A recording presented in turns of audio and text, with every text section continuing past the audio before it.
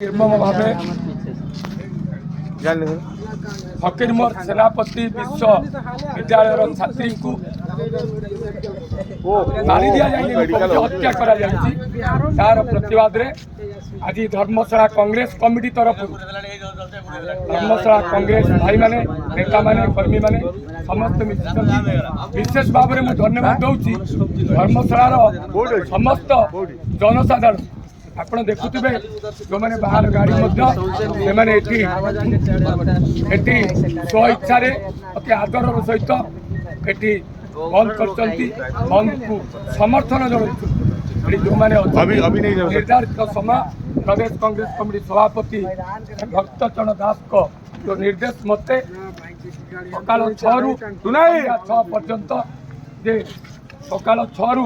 बंद आरंभ होती बंद चली तेणु ये बंद सफल है ये सौम्या सिंह प्रति सारा राज्य जो बड़ी भाव में बद्ध हो जाकू समर्थन जन नैतिक समर्थन जन चली जाती किभली भाव में आगामी दिन में नारी निर्यातना वृद्धि पाइब नहीं से दृष्टिकोण माध्यम समर्थन नमस्कार करुच्ची धन्यवाद धर्मशाला कांग्रेस कमिटी तरफ